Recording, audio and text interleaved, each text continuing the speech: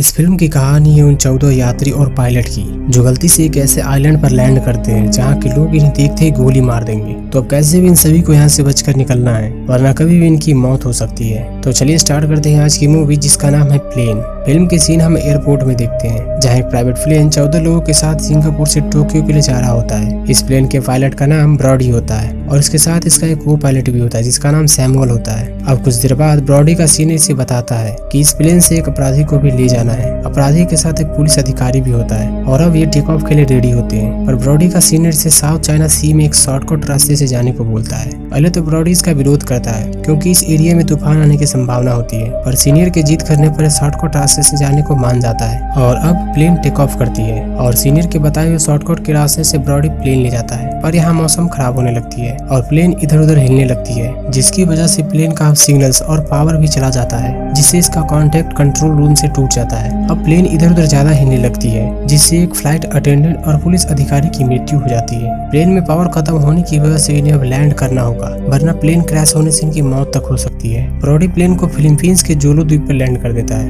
अब कुछ ही देर में ब्रॉडी समझ जाता है कि यह जोलो द्वीप है। दरअसल जोलो द्वीप एक खतरनाक द्वीप है। यहाँ पर ना ही सरकार और ना ही पुलिस का कंट्रोल है। यहाँ पर किसी का अगर कंट्रोल है तो यहाँ के लोकल गैंग्स का, जो लोगों को पकड़कर इसके देश के सरकार से पैसे मांगते हैं और अगर इन्हें पैसे नहीं मिलते हैं तो ये सभी लोगों को मार देता है। ब्रॉडी यहाँ पर कोई टेलीफोन ढूंढता है ताकि इससे कोई मदद मिल सके। इसके लिए अपने साथ उस अपराधी को भी ले जाता है। यहाँ में पता चलता है कि इस अपराधी का नाम लुइस है। लुइस एक आर्मी का रिटायर्ड ऑफिसर होता है जो कत्ल के केस में सजा भुगत रहा होता है। रास्ते में लुइस ब्रॉडी को छोड़कर कहीं भाग जाता है, जिसके बाद ब्रॉडी अब अकेले ही मदद के लिए आगे बढ़ जाता है। अब हम सीन प्लेन के कंट्रोल रूम में देखते हैं जहाँ सभी जान जाते हैं कि प्लेन जोलो द्वीप पर है, मगर ये इस द्वीप पर किसी की मदद नहीं ले सकते हैं क्योंकि इस द्वीप पर किसी का भी राज नहीं है, बल्कि यहाँ पर अगर किसी का राज है तो वो है गुंडों का। इसलिए कुछ प्राइवेट आर्मी को जोलो द्वीप के लिए रवाना करते हैं। इधर ब्रॉडी एक टूटे हुए मकान में आता है जहाँ इसे एक टेलीफोन मिलता है। ब्रॉडी सबसे पहले अपने कंट्रोल रूम पर कॉल करता है, पर सभी को लगता है कि ये मजाक कर रहा है, इसलिए वे कॉल को डिस्कनेक्ट कर देते हैं। इसके बाद ब्रॉडी अपनी बेटी को कॉल लगाता है और यहाँ का एड्रेस लिखवा कर इसे कंट्रोल रूम जाने को बोलता है। मगर इतने में ही लोकल गैंग्स का एक आदमी ब्रॉडी पर हमला कर देता है, मगर ब्रॉडी इसे मार देता है। मगर तभी और गुंडों की आने की आहट सुनकर ब्रॉडी छिप जाता है, पर कोई गुंडा नहीं बल्कि लुइस होता है जो दरअसल भागा नहीं था बल्कि इस एरिया को देख रहा था।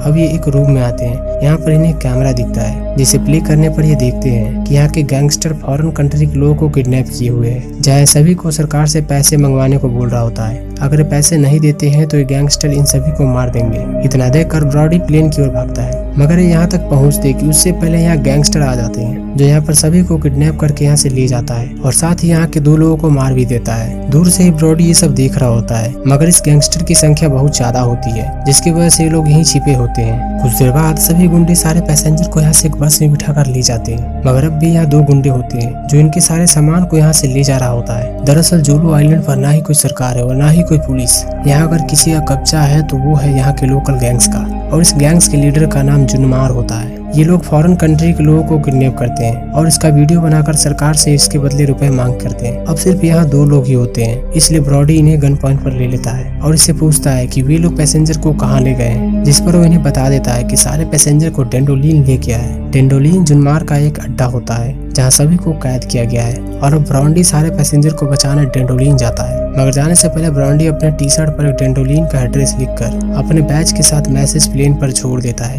ताकि कोई आर्मी इन्हें ढूंढते हुए यहाँ आए तो उन्हें पता चल जाए कि ये सभी डेंडोलिन में। अब ब्रॉडी और लुइस डेंडोलिन के लिए निकल जाते हैं। अब हम सीन डेंडोलिन में देखते हैं। यहाँ सभी पैसेंजर को एक सेल में बंद किया होता है और कुछ ही देर में यहाँ जुनमार का आदमी आता है जो इनमें से 5 पैसेंजर को बाहर लाता है और बाहर लाकर इनका वीडियो बनाया जाता है जिसमें सभी अपना नाम और कंट्री का नाम बताते हैं। जिसके बाद हम प्लेन को देखते हैं जहाँ अब सारे पैसेंजर और पायलट को बचाने कुछ आर्मी के लोग आए होते हैं। प्लेन की तलाशी लेने के बाद इन्हें ब्रॉडी का मैसेज मिलता है। उसके बाद आर्मी के गार्ड्स भी अब डेंडोलिन के लिए निकल जाते हैं और अब हम डेंडोलिन में देखते हैं ब्रॉडी और लुइस यहाँ गुंडों से बचता हुआ सारे पैसेंजर के पास आ जाता है और सभी को आजाद करके एक बस में बिठा देता है। मगर अब भी ये यहाँ से नहीं निकल सकते हैं क्योंकि जुनमार और उसके गैंग्स अब भी सड़क पर खड़े होते हैं और इनकी संख्या भी बहुत ज्यादा होती है, इसलिए अब गोली भी नहीं चला सकते। ब्रॉडी लुइस से बोलता है कि मैं इसका ध्यान भटकाता हूँ, तब तक तुम सभी पैसेंजर को लेकर प्लेन की ओर बढ़ो, हमें बचाने आर्मी के गार्ड्स आते ही होंगे। और अब ब्रॉडी सभी के बीच में फंसा होता है। जुनमार के आदमी से बहुत पीटता है और अंत में जुनमार ब्रॉडी को मारने ही वाला होता है कि जस्ट इसी टाइम आर्मी के गार्ड यहाँ आते हैं और ब्रॉडी को यहाँ से बचा लेते हैं, मगर फिर भी इनकी संख्या उतनी नहीं होती है कि ये जुनमार से मुकाबला कर सके, इसलिए सभी भागकर प्लेन की ओर आते हैं। यहाँ आकर ब्रॉडी को पता चलता है कि और आर्मी आने में भी 24 घंटे लगेंगे, इसलिए ब्रॉडी के पास सिर्फ एक ही रास्ता है कि वो इस प्लेन को ठीक करे और यहाँ से जितनी जल्दी हो सके निकल जाए, क्योंकि जुनमार और उसका आदमी कभी भी यहाँ आ सकता है। ब्रॉडी जल्दी से प्लेन में पावर लाने में कामयाब हो जाता है, मगर जस्ट इसी समय जुनमार और उसके आदमी यहाँ आ जाते हैं और अब दोनों तरफ से फायरिंग शुरू हो जाती है, मगर जुनमार यहाँ फिर से भारी पड़ता है। इधर ब्रॉडी को एक पैर में गोली लग जाती है, मगर फिर भी ये सब हार नहीं मानते। इधर लुइस यही रहकर सभी को प्रोटेक्ट करता है। ब्रॉडी प्लेन को स्टार्ट कर लेता है और अब सभी आर्मी के गार्ड्स प्लेन में आ जाते हैं, मगर लुइस आर्मी के लाए हुए पैसे को लेकर जंगल की ओर भाग जाता है। दरअसल आर्मी के लोग फिरौती के लिए रुपए लाए होते हैं, मगर ये उतने नहीं होते हैं कि जितने की डिमांड जुनमार ने की थी, इसलिए पैसे जुनमार को नहीं देते हैं। अब ब्रॉडी प्लेन को टेक ऑफ करता है और इसी बीच जुनमार एक मिसाइल प्लेन की ओर छोड़ने वाला होता है, मगर ब्रॉडी इसके ऊपर प्लेन चढ़ा देता है, जिससे जुनमार की मृत्यु हो जाती है और अब प्लेन में फ्यूल की कमी है, जिसकी वजह से इसे जल्दी ही कहीं लैंडिंग करनी होगी।